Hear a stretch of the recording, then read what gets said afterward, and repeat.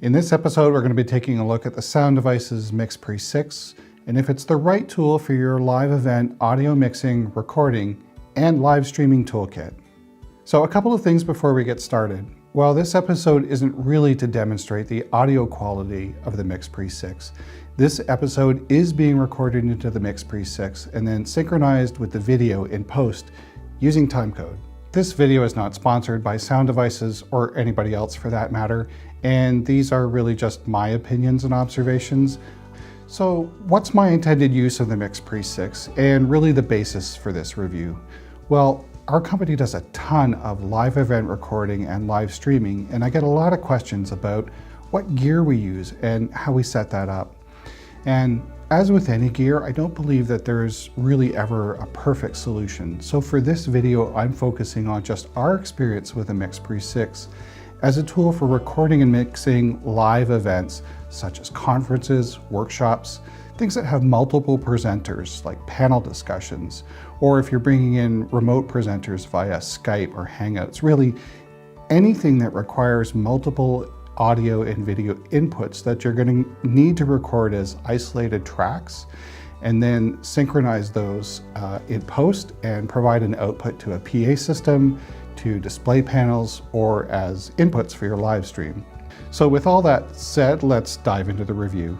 First, let's go over a few basic features of the MixPre-6, and I'm not going to spend a ton of time here because this isn't really a new device. And there are loads of great review videos out there already. And two of my favorites are by Curtis Judd, who I'm going to put links in the details to those videos below. I am going to cover a few of the key features that we rely on.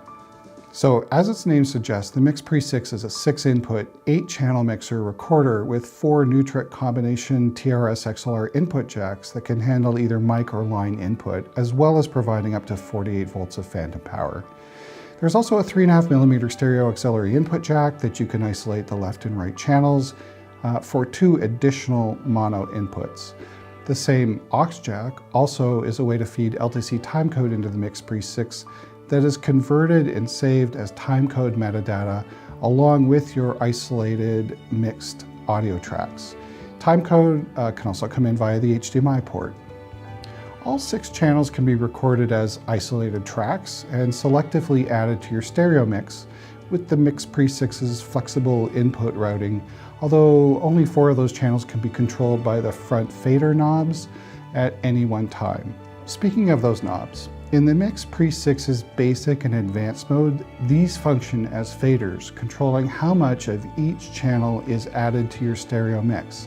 In the custom mode, you can set these alternatively as gain, but in the basic and advanced mode, gain is set from a small potentiometer knob on the right side of the MixPre-6, which also happens to function as the headphone volume. Now, this is one feature that I find a real challenge when actively mixing live recording, but a little bit more on that later in the video. So what about the audio quality? Well, those knobs and inputs are connected to some of the best preamps and limiters that I have ever heard. Especially for a device in this price range. There's no question in my mind that the MixPre-6 series is capable of capturing professional quality audio that is arguably indistinguishable from its more expensive siblings in the Sound Devices family, and probably better than any other recorder in this price range. Power for the MixPre-6 can be supplied in 2 ways, via your choice of battery sled attached to the rear of the device and via the USB-C port on the side of the unit. Battery options include 4 or 8 AA batteries or long-lasting Sony batteries. The USB-C port on the side of the MixPre-6 is the only other powering option, and this leads me to another issue that I have that again we'll cover a little bit further on in the video. Something that might seem like a small detail but is really super important to me is the quality of the headphone preamp. Now, no matter how smart they are, listening to hours of presenters drone on and on and on is hard enough without having to listen them through a low quality headphone preamp. This can start to drive you a little bit batty over time. Thankfully, the MixPre-6 shines here as it has silky smooth, uncolored preamps that make listening to hours of presenters going on and on about AIing their blockchain, blah-bitty-blah, whatever, bearable. Lastly, I simply can't praise the build quality of the MixPre-6 enough. Now, this thing is built like a tank. It feels like die-cast metal with rubberized surfaces in all the right places. The front panel is protected by protruding guards, and the trim knobs feel solid and smooth with no play or wiggle when rotating them. The touchscreen is small, but it's surprisingly easy to navigate, and I think Sound Devices has done a pretty good job on the build quality. I just get the feeling that this is going to stand up to rigorous use every day in the field. So to recap the positive, with amazing audio, great build quality, 6 channels of input, time code, flexible battery powering options, all at a relatively affordable price, the MixPre-6 must seem like a no-brainer choice. Well, for a lot of audio recording needs, the answer is absolutely yes. But for live event mixing, recording, and live streaming, there are a few pain points that we have with the MixPre-6 that might point us in a bit of a different direction. So let me explain that. When covering events, we need to be prepared to solve for a really wide range of video and audio challenges, and having flexible tools in our toolkit can often be the difference between success or pretty epic failure. On the video side of things, we're usually dealing with multiple camera sources, video from presenters' laptops, bringing in remote presenters over Skype or Hangouts, and even pre-recorded video from things like digital playback decks. For audio, if it's our lucky day, there's a friendly AV tech there who may be able to provide us a feed of really well mixed and balanced audio from their mixing board. But most often, we're going to want to record isolated audio sources from the wireless microphones, from computers, from any other source, and that will give us the most flexibility in post-production. Because we're almost always live streaming, we also send a mix of our audio inputs into our AV switcher, and then the audio and video program output is sent to the venue's PA system, to display panels, and to our live streaming encoders, and usually to a recording deck. So whether we're recording presentations just to edit in post-productions or providing a live AV mix for broadcast, one of the biggest challenges we have to overcome is keeping everything in sync. So we solve this by using Tentacle Sync locket boxes to record LTC timecode into all our cameras, and then the MixPre-6 and syncing these files up in post. And while using timecode has saved us just so much time in post, with the MixPre-6 we had to sacrifice 2 of our audio input channels because the MixPre connects to our tentacles via that 3.5mm aux input, and that takes us down to sort of 4 working inputs. Now, moving up to the MixPre 10T would solve this for us in a big way by giving us a rock-solid built-in timecode clock, as would the much less expensive Zoom F4 and the Zoom F8. Both having the added benefit of giving us a bunch more inputs and way more flexible routing. The second sync issue you're going to run into when generating a program output for live streaming, recording, or out to display panels occurs when your audio arrives in real time, but your video is slightly delayed due to camera processing and sending the video signal out via SDI or HDMI connections. And while the perceived difference between each of your video sources is going to be pretty minimal and is somewhat corrected by your switcher, the difference between the audio and the video can be very noticeably out of sync. And timecode isn't really going to help you here. It won't help you keep audio and video in sync. What you need is to be able to add delay to the audio mix track before it's sent to the AV switcher. And here the MixPre-6 surprisingly falls flat. There's really no way to set the audio delay on the output. Nope, none at all. So are you completely screwed if you want to use the MixPre-6?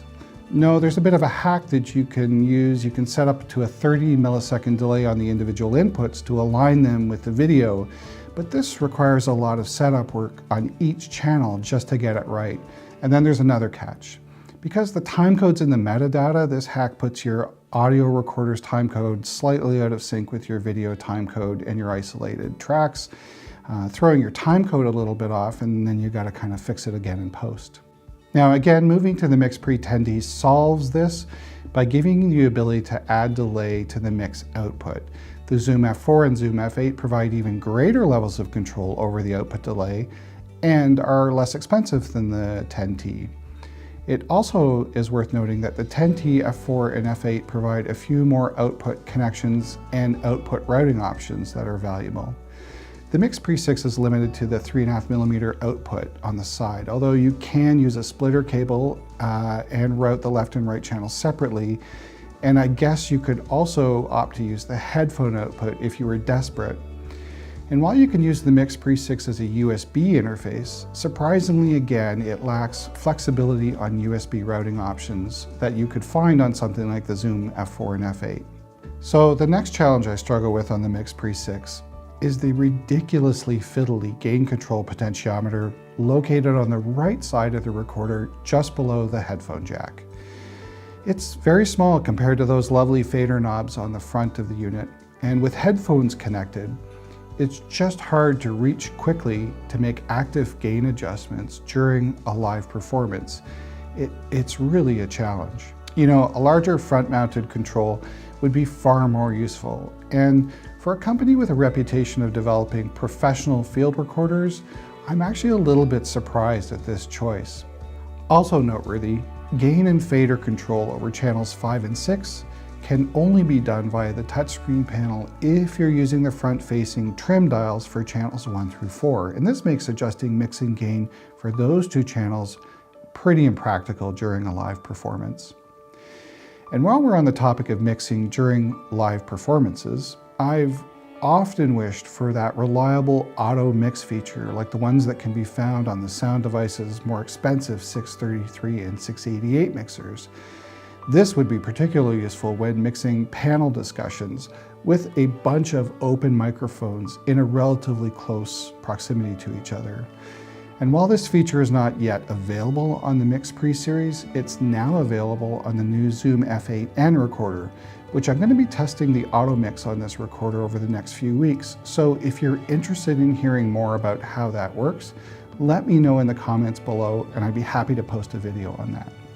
Sound Devices, if you're listening, we'd love to see auto mix on the MixPre series, either as a free firmware update or even as a paid software add-on like the music plugin.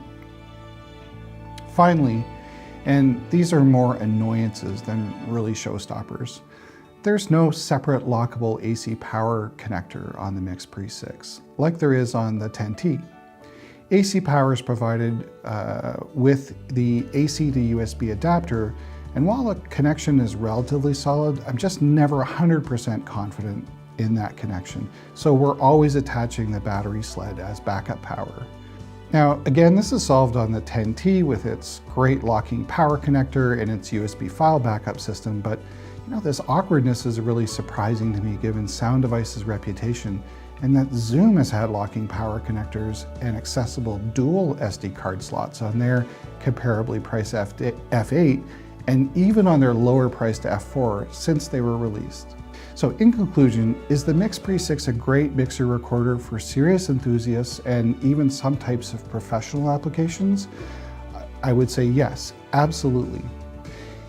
If your work includes live event mixing, recording, and live streaming, I think you can find similarly priced options such as the Zoom series of recorders that provide similar audio quality, but even greater flexibility to meet those specific needs. So if you have any comments or questions, please leave them in the comment section below, and I'd be happy to get back to you. If you found this video helpful, please give it a thumbs up and share it if you like. And if you'd like to see more videos like this, subscribe and get notification of new videos that I post in the future. Thanks again, and we'll see you in the next video.